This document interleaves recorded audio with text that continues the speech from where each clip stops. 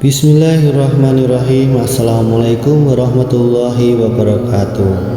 Bagi para pendengar, semoga dilimpahkan banyak rezeki, disehatkan badannya, dan dilunasi semua hutang-hutangnya. Kali ini kami akan menceritakan tentang kisah Abu Nawas dan hutang yang sulit ditagih.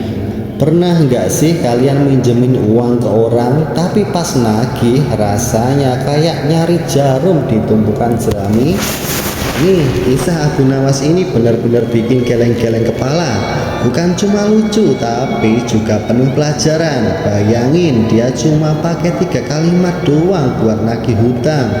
Dan orang yang ngutang itu langsung bayar tanpa bisa ngeles sedikit pun. Yang bikin gokil, si pengutang ini terkenal licin kayak belut.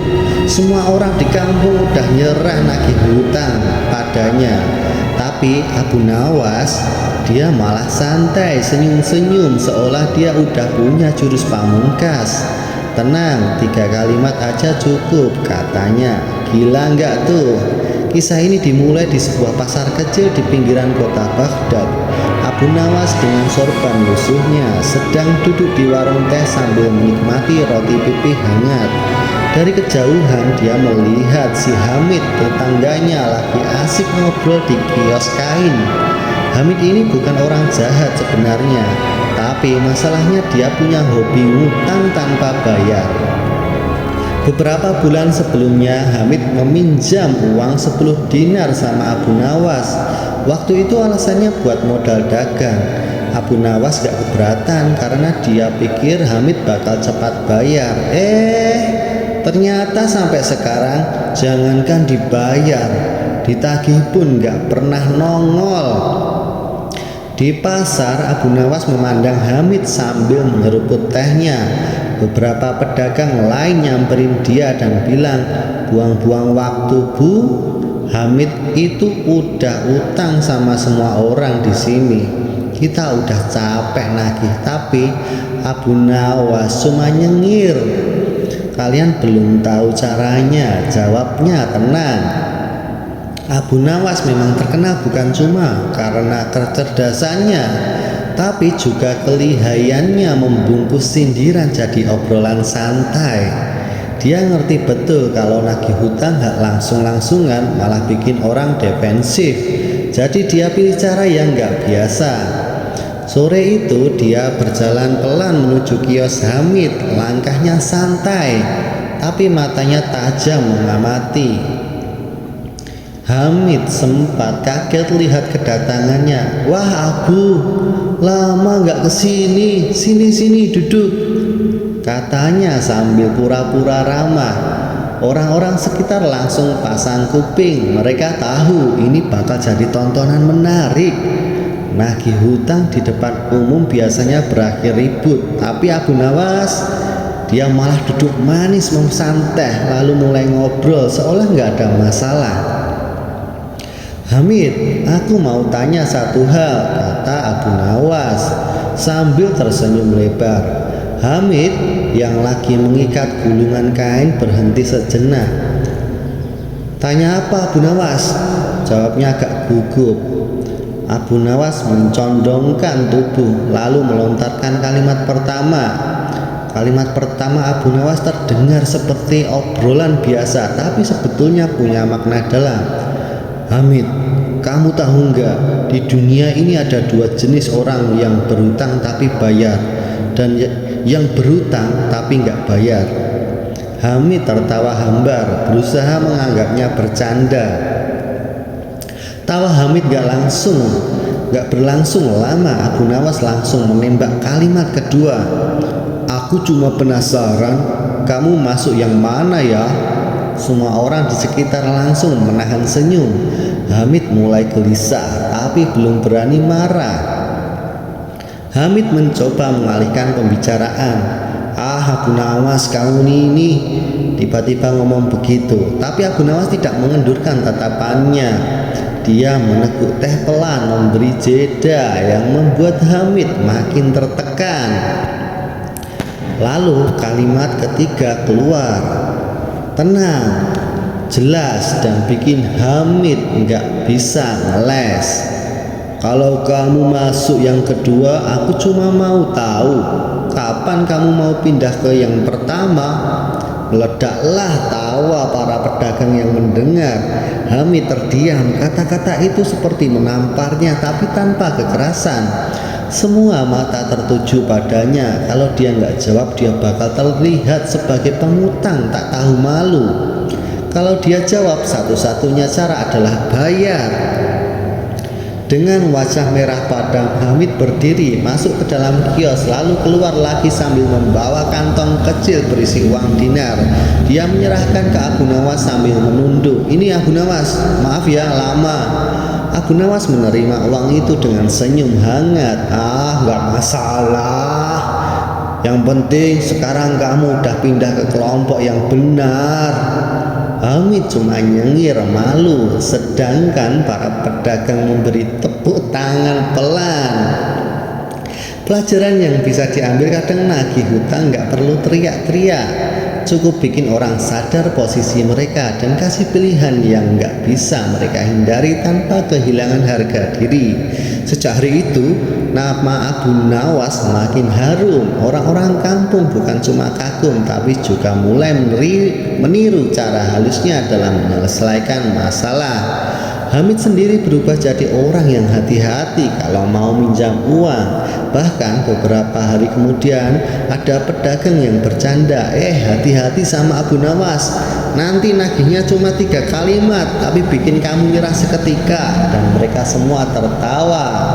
Tapi kisah ini belum selesai, karena tak lama setelah kejadian itu ada orang yang lebih licin dari Hamid, dan kali ini hutangnya jauh lebih besar.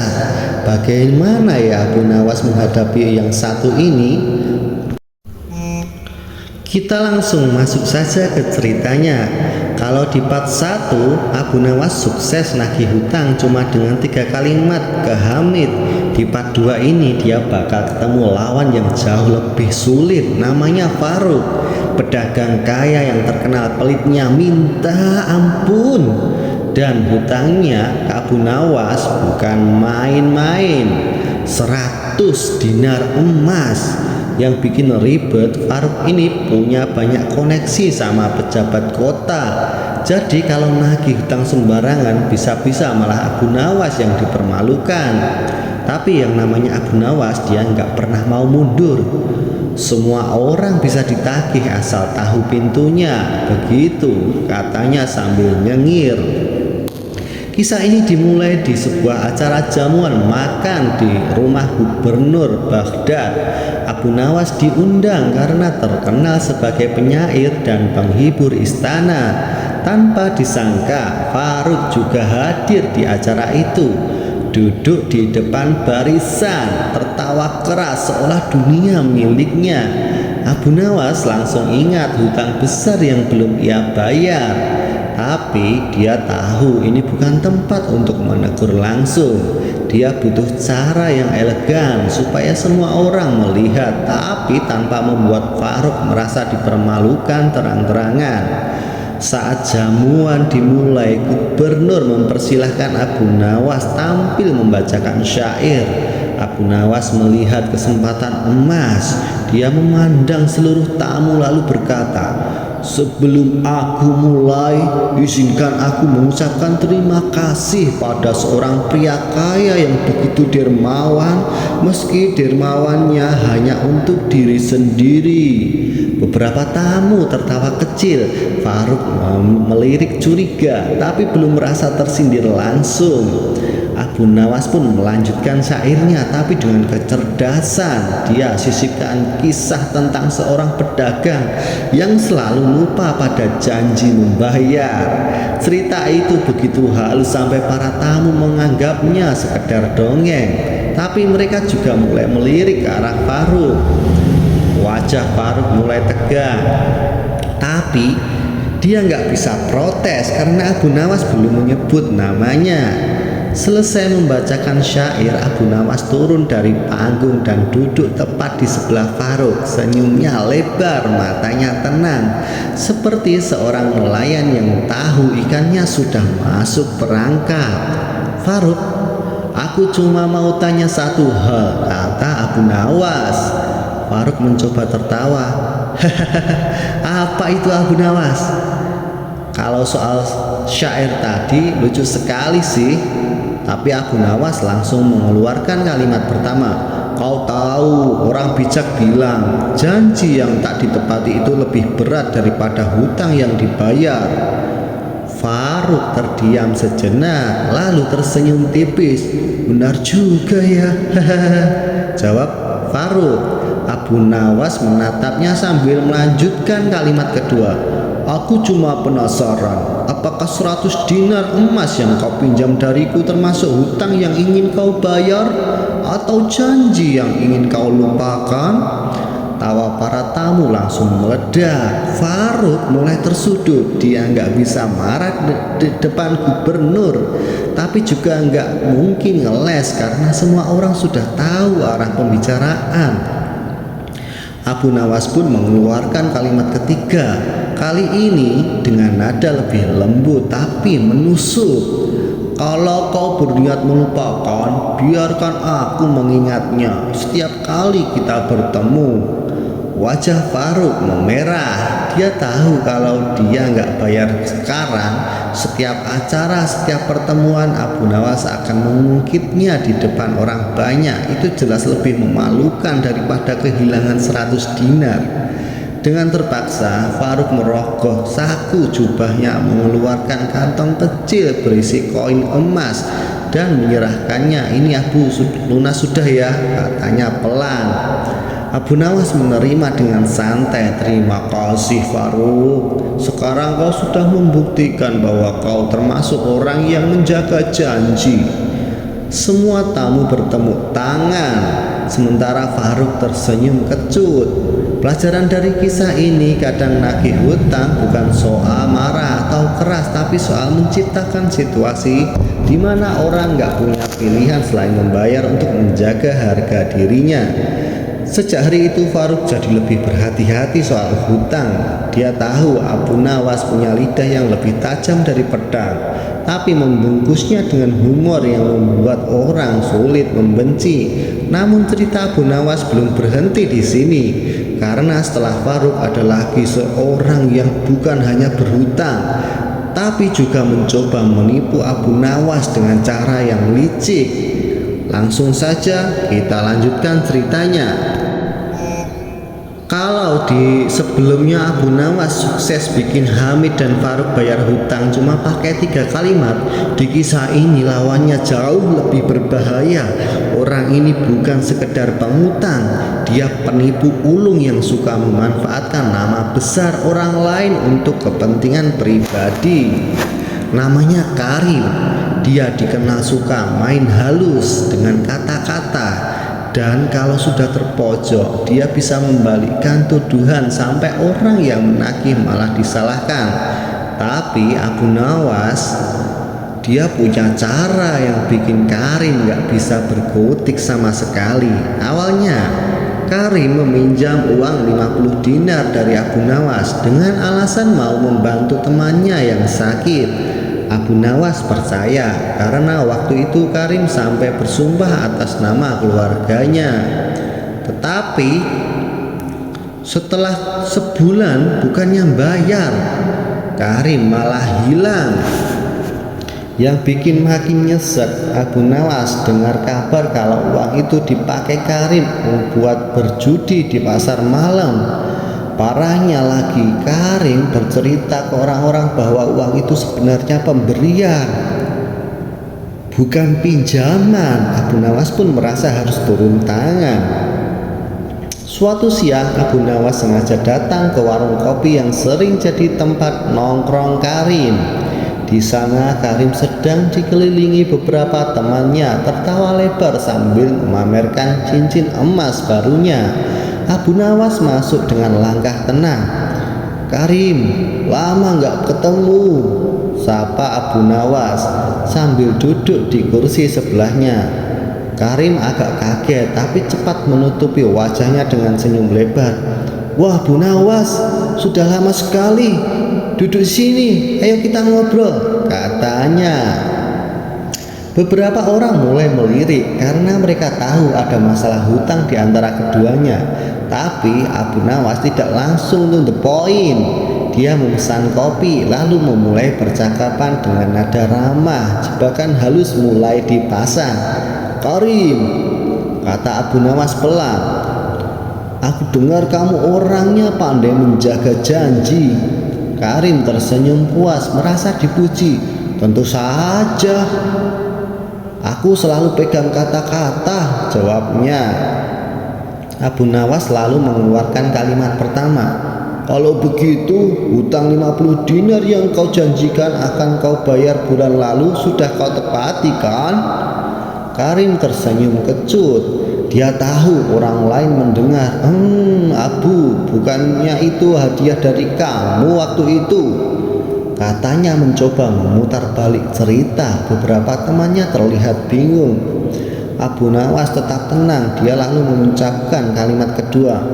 "Kalau itu hadiah, berarti aku memberimu tanpa kau berjanji akan mengembalikannya. Tapi aku ingat, kau bersumpah akan membayar sebelum bulan berganti."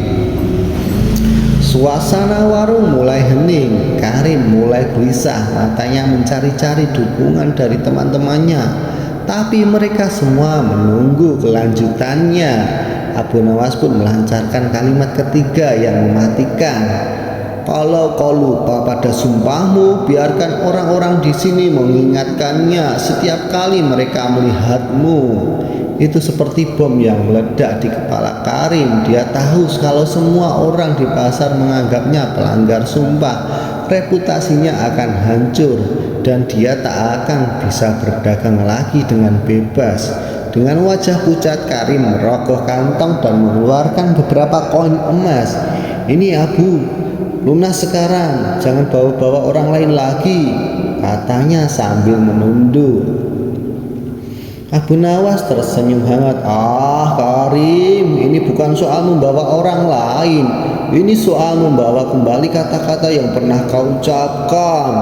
Beberapa orang di warung mengangguk setuju. Pelajaran yang bisa diambil, kadang cara terbaik menagih hutang dari penipu adalah mengungkap kebohongan mereka di depan orang-orang yang mereka butuhkan untuk menjaga nama baik. Setelah kejadian itu, Karim jadi jarang terlihat di pasar. Konon dia pindah ke kota lain untuk memulai hidup baru. Tapi nama Abu Nawas semakin harum karena kecerdikannya. Namun kehidupan Abu Nawas memang tak pernah sepi masalah. Beberapa bulan kemudian muncul orang yang bukan hanya menghutang, tapi juga menantang Abu Nawas untuk menagih di tempat yang paling berbahaya di Baghdad. Kalian akan lihat bagaimana Abu Nawas menagih hutang di markas para preman dan tetap pulang dengan uang utuh tanpa satupun luka di tubuhnya. Kalau sebelumnya Abu Nawas menghadapi penghutang licin dan penipu ulung, kali ini taruhannya nyawa. Lawannya adalah seorang preman pasar bernama Rosid yang dikenal sebagai singa Baghdad. Orang ini bukan cuma kuat tapi juga punya puluhan anak buah. Yang bikin ngeri, Rosid berhutang 30 dinar emas pada Abu Nawas. Tapi setiap orang yang berani nagih selalu pulang dengan muka lebam. Tapi Abu Nawas, dia tetap tenang. Kalau singa marah jangan lawan, cukup buat dia datang sendiri membawa dagingnya, katanya sambil senyum tipis. Cerita ini dimulai di sebuah gang sempit di pinggir pasar. Abu Nawas mendengar kabar bahwa Rosid sedang nongkrong di markasnya, sebuah gudang tua yang dijaga 4 preman besar. Orang-orang memperingatkan Abu Nawas agar tidak datang, tapi dia malah berjalan santai ke sana. Begitu sampai, 2 penjaga menghalangi. "Hei, mau apa kau ke sini?" bentak mereka. Abu Nawas menjawab santai, "Aku cuma mau ngobrol sama Rosid dan memberinya kesempatan untuk jadi orang terhormat." Penjaga bingung. Kalimat itu terdengar aneh tapi menarik. Mereka akhirnya membiarkan Abu Nawas masuk sambil tetap mengawasinya dengan tatapan curiga. Di dalam, Rosid duduk di kursi besar dikelilingi anak buahnya. Dia mengunyah daging kambing sambil tertawa keras. Begitu melihat Abu Nawas, dia menyeringai, "Wah, penyair pintar datang ke sarang singa. Kau mau apa, Abu Nawas?" Abu Nawas pun mendekat perlahan, lalu duduk tanpa diundang di kursi depan Rosid. "Aku datang untuk sebuah urusan kecil," katanya. Suasana jadi hening, hanya terdengar suara gigitan daging. Rosid menatap tajam. "Kalau soal hutang, lupakan saja. Aku nggak takut siapapun." Anak buahnya tertawa keras, tapi Abu Nawas tidak terlihat gentar. Kalimat pertama keluar, "Rosid, kau tahu singa selalu dianggap raja hutan sampai dia lupa berburu dan harus makan dari sisa daging orang lain." Tawa anak buah Rosid mendadak berhenti. Rosid sendiri terdiam sejenak lalu tersenyum tipis. "Kau berani juga bicara begitu di sini?" tanyanya dengan nada menantang. Kalimat kedua meluncur, "Aku cuma penasaran, kau raja yang berburu sendiri atau singa yang makan dari hasil rampasan?" Beberapa anak buah mulai saling pandang. Mereka tahu kalau Rosid tidak membuktikan dirinya berburu sendiri dengan membayar hutang, omongan Abu Nawas akan tersebar ke seluruh pasar. Lalu Abu Nawas mengucapkan kalimat ketiga, "Kalau kau memang singa sejati, tunjukkan taringmu dengan mengembalikan apa yang menjadi hakku." Rosid terdiam lama, sorot matanya tajam, tapi ada rasa hormat muncul. Akhirnya dia tertawa keras. "Abu Nawas, kau gila, tapi aku suka orang gila yang berani masuk sarangku tanpa senjata." Dia berdiri, berjalan ke lemari, lalu melemparkan kantong koin ke meja. "Ini hutangmu dan bonus 2 dinar karena kau membuatku tertawa hari ini," katanya. Abu Nawas mengangguk santai, memasukkan uang itu ke dalam kantongnya. "Terima kasih, Rosid. Kini semua orang akan tahu bahwa singa Baghdad memang layak jadi raja," katanya. Anak buah Rosid bertepuk tangan. Sebagian tertawa lega. Mereka jarang melihat bos mereka mengalah pada orang lain, apalagi tanpa pertumpahan darah. Pelajaran dari kisah ini, menghadapi orang kuat bukan dengan kekuatan yang sama, tapi dengan membuat mereka sadar bahwa harga diri mereka lebih mahal daripada uang yang mereka pegang. Setelah kejadian itu, Rosid malah jadi teman baik Abu Nawas. Bahkan dia pernah membantu Abu Nawas menghadapi masalah yang jauh lebih rumit di kemudian hari. Dan di part selanjutnya nanti kita akan melihat bagaimana Abu Nawas menagih hutang bukan pada manusia, tapi pada seorang pejabat kerajaan yang licik di dalam istana yang penuh intrik. Langsung saja kita lanjut ke ceritanya. Menagih hutang ke preman pasar itu satu hal, tapi menagih ke pejabat istana itu sama saja seperti berjalan di atas tali sambil menunggu angin kencang. Dan kali ini Abu Nawas harus berhadapan dengan Wazir Jalal, penasihat utama sultan yang terkenal licik. Masalahnya, Wazir Jalal meminjam 80 dinar emas dari Abu Nawas untuk kepentingan negara. Tapi setelah berbulan-bulan uang itu tidak pernah kembali. Lebih parah lagi, dia sengaja menghindari Abu Nawas di setiap acara resmi. Suatu hari Sultan mengadakan sidang terbuka. Semua pejabat dan rakyat boleh hadir untuk mengajukan keluhan atau permohonan. Abu Nawas melihat ini sebagai kesempatan emas untuk menagih hutang, tapi harus mengejar Wazir Jalal ke rumahnya yang dijaga ketat. Jadi tanpa harus mengejar Wazir Jalal ke rumahnya yang dijaga ketat, Abu Nawas masuk ke aula istana mengenakan jubah sederhana dan berdiri di tengah kerumunan. Wazir Jalal duduk di kursi kehormatan di samping sultan, tersenyum angkuh. Dia jelas tidak menyangka Abu Nawas akan datang. Satu persatu rakyat mengajukan permohonan. Saat gilirannya tiba, Abu Nawas melangkah maju. Dia menungguk hormat kepada Sultan, lalu berkata, "Paduka yang mulia, izinkan hamba menyampaikan masalah kecil tapi penting." Sultan mempersilahkan. "Katakanlah Abu Nawas." Semua mata tertuju padanya, bahkan Wazir Jalal mulai gelisah karena dia merasa akan jadi sasaran. Abu Nawas tersenyum lalu mengucapkan kalimat pertama, "Paduka, rakyat percaya bahwa orang yang meminjam uang demi kepentingan negara pasti akan mengembalikannya agar nama negara tetap harum." Sultan mengangguk setuju. "Benar sekali, orang yang meminjam atas nama negara harus menjaga kehormatannya." Wazir Jalal mulai berkeringat. Abu Nawas melanjutkan kalimat kedua, "Hamba hanya ingin memastikan apakah kehormatan itu masih dimiliki oleh semua pejabat paduka?" Ruangan menjadi hening. Beberapa pejabat saling melirik. Sultan menatap curiga ke arah Wazir Jalal. "Kenapa kau bertanya begitu, Abu Nawas?" Abu Nawas pun mengucapkan kalimat ketiga, "Karena ada pejabat yang meminjam 80 dinar emas dari hamba atas nama negara dan hingga kini belum mengembalikannya."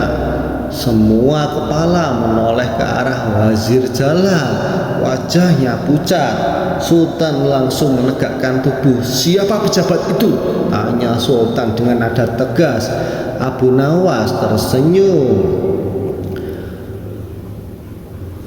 "Hamba terlalu menghormati istana untuk menyebutkan namanya di depan umum, tapi biarlah orang yang merasa bersalah berdiri sendiri." Wazir Jalal tidak punya pilihan. Dengan gemetar dia berdiri dan berkata, "Paduka, izinkan hamba segera mengembalikan uang itu kepada Abu Nawas." Sultan tersenyum tipis. "Lakukan sekarang juga di hadapan semua orang." Wazir Jalal terpaksa mengeluarkan kantong emas dari sakunya dan menyerahkannya kepada Abu Nawas. Abu Nawas menerima uang itu dengan hormat. "Terima kasih paduka." Karena memastikan bahwa kehormatan negara tetap terjaga, Sultan mengangguk puas.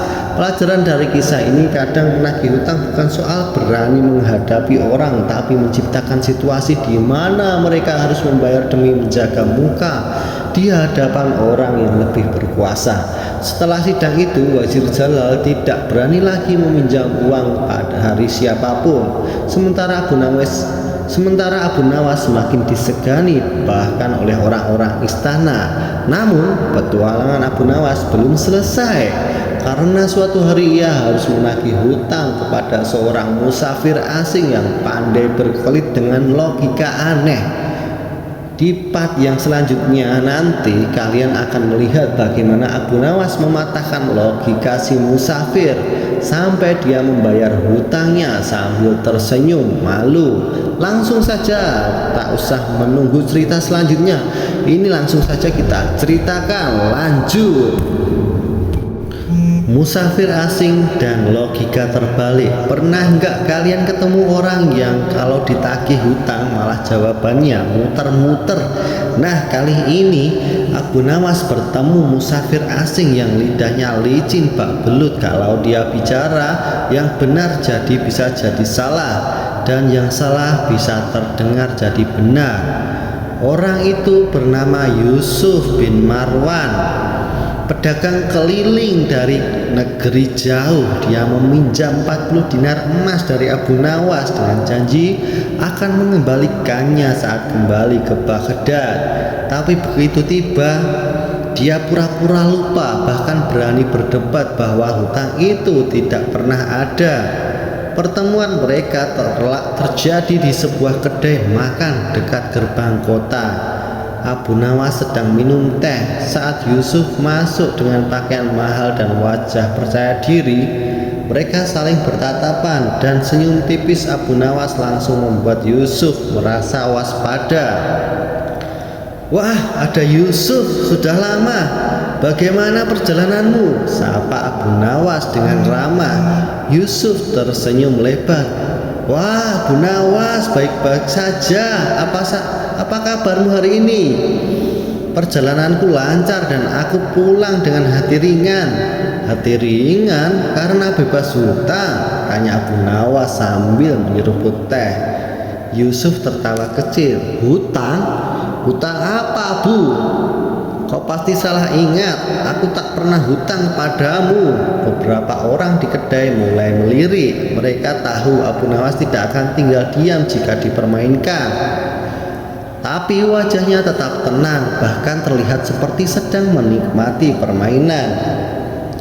Abu Nawas lalu berkata, Yusuf, aku tak ingin berdebat, aku hanya ingin bertanya satu hal.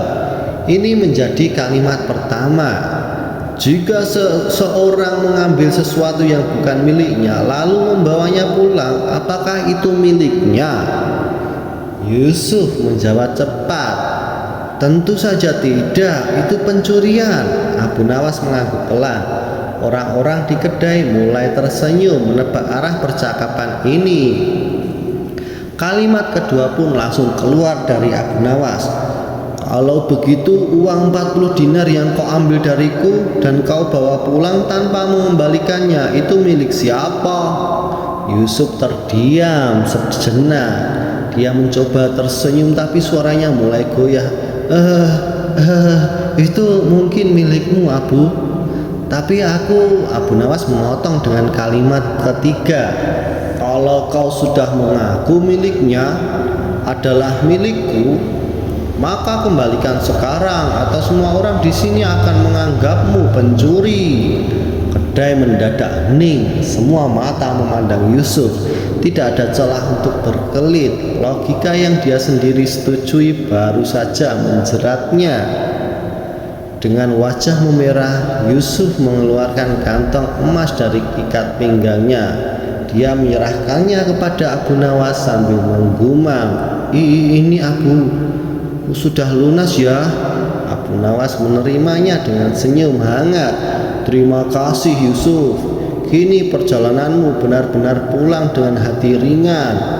Orang-orang di kedai tertawa kecil.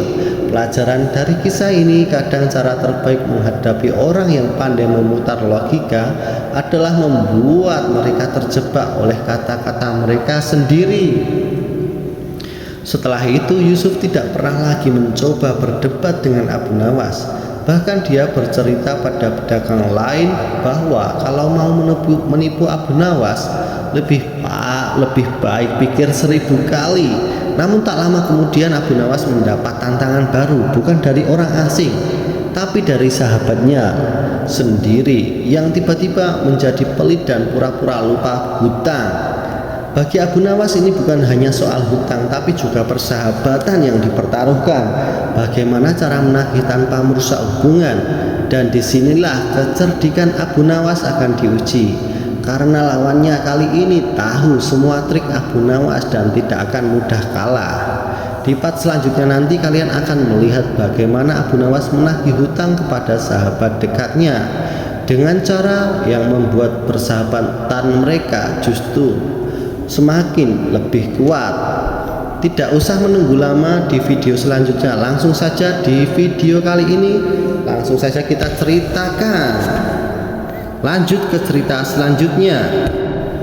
Sahabat lama yang pura-pura lupa. Pernah nggak kalian minjemin uang ke sahabat sendiri tapi giliran ditagih malah dia pura-pura nggak ingat? Rasanya bukan cuma nyesek tapi juga bikin hati berat karena takut persahabatan merusak. Itulah yang dialami Abu Nawas kali ini, sahabat lamanya Harun bin Qasim yang pernah sama-sama kelaparan dan berbagi roti di masa sulit. Kini berusaha menghindar setelah meminjam 25 dinar emas. Awalnya Abu Nawas enggan menagih, dia pikir mungkin Harun sedang kesulitan. Nanti kalau dia ada rezeki pasti dia bayar, katanya. Tapi berbulan-bulan berlalu, Harun justru sering terlihat makan di kedai mahal dan memakai baju baru. Suatu sore Abu Nawas memutuskan menemui Harun di pasar. Dia tidak ingin membuat keributan apalagi di depan orang banyak. Tapi Abu Nawas juga tahu ini harus diselesaikan hari itu juga. Wah Harun, sahabatku yang mulia, Sapa Abu Nawas dengan senyum lebar. Harun tersenyum canggung seolah tahu pembicaraan ini akan mengarah ke sesuatu yang tidak dia suka. Mereka berjalan sambil melihat-lihat dagangan. Setelah beberapa menit berbasa-basi, Abu Nawas mulai masuk ke inti topiknya. Harun, aku ingin tanya hal kecil. Kalimat pertama pun keluar.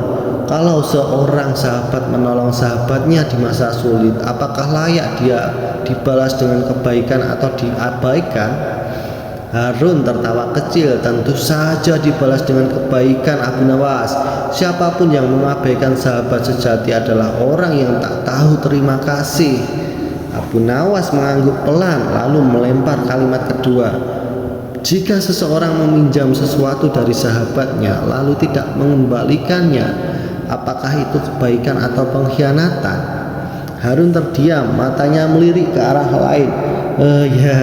Ya jelas itu pengkhianatan, Abu Nawas. Tapi kenapa kau tanya begitu?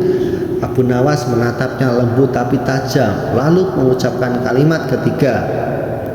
Kalau begitu kembalikan 25 dinar emas yang kau pinjam dariku, supaya persahabatan kita tidak ternoda pengkhianatan. Suasana pasar seakan ikut hening. Harun menelan ludah. Orang-orang yang lewat tak terlalu memperhatikan, tapi di hati Harun kalimat itu terasa seperti tamparan. Dengan perlahan Harun mengeluarkan kantong kecil dari sakunya. Abu Nawas, maafkan aku.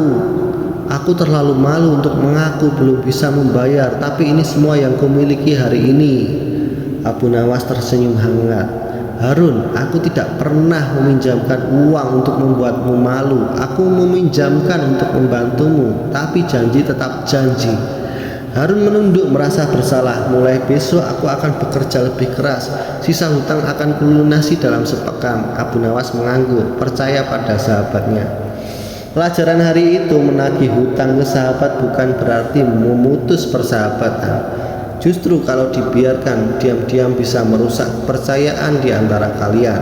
Setelah kejadian itu, Harun membuktikan ucapannya. Seminggu kemudian hutangnya lunas dan persahabatan mereka tetap terjaga. Namun bagi Abu Nawas, kisah menagih hutang belum selesai. Karena kali berikutnya dia harus menagih kepada orang yang sangat berkuasa, bahkan lebih berkuasa dari semua orang di pasar Baghdad. Orang itu adalah pejabat tinggi kerajaan yang terkenal licik dan pandai memutar hukum. Satu kesalahan saja Abu Nawas bisa berakhir di penjara. Abu Nawas akan menunjukkan bahwa kadang 3 kalimat saja cukup, bahkan untuk menagih hutang dari orang yang paling sulit disentuh hukum. Langsung saja kita lanjutkan ceritanya. Ini adalah cerita klimaksnya.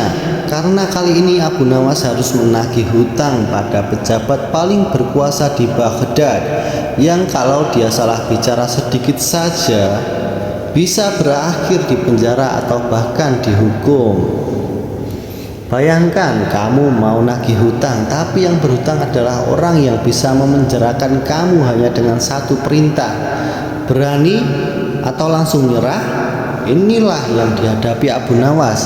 Kali ini orang yang harus dia tagih adalah Wazir Al-Fadl, tangan kanan Khalifah Harun Ar-Rasyid.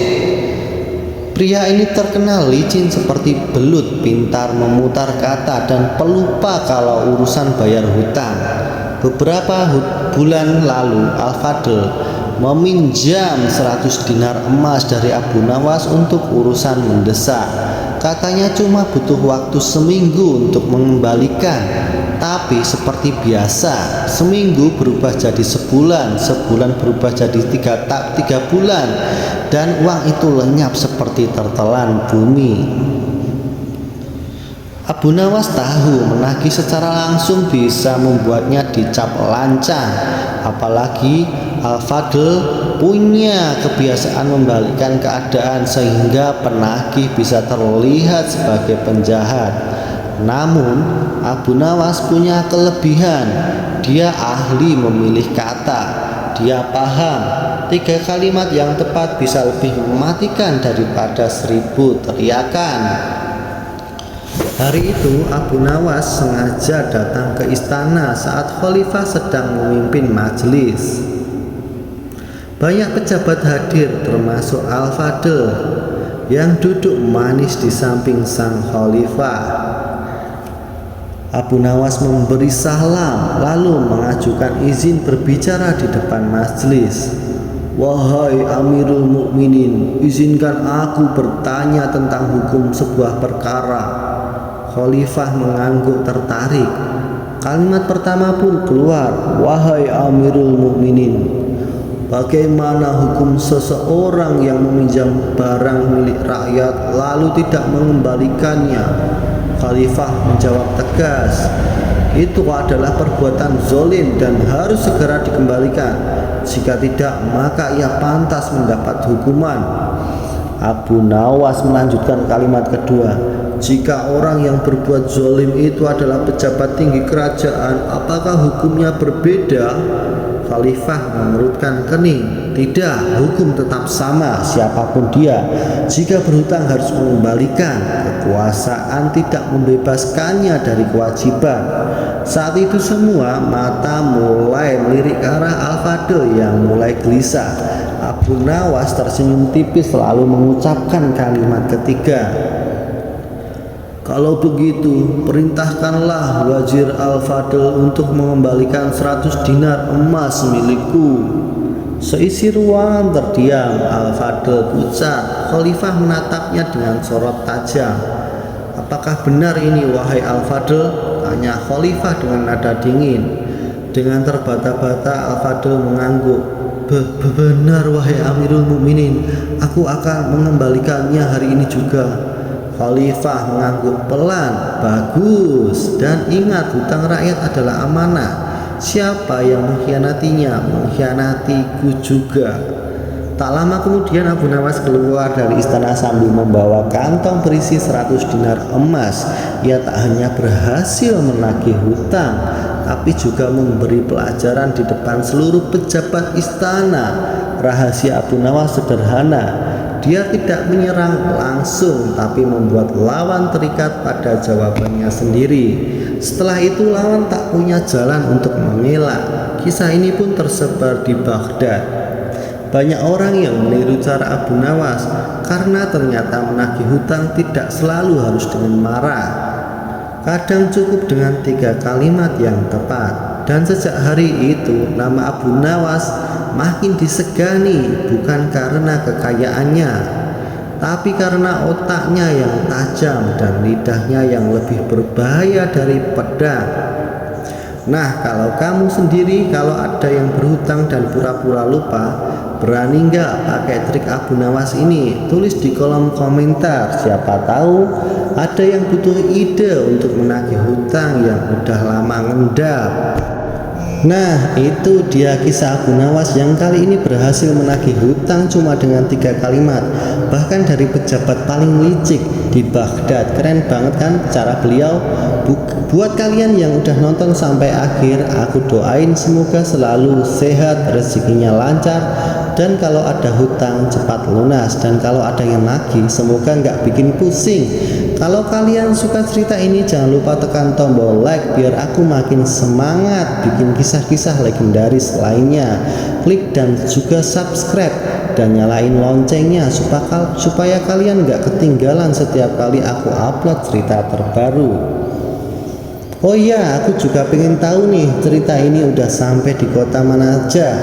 Jadi tulis di kolom komentar kalian nontonnya dari kota mana saja biar kita tahu kisah Abu Nawas ini udah keliling sampai sejauh apa. Oke, assalamualaikum warahmatullahi wabarakatuh.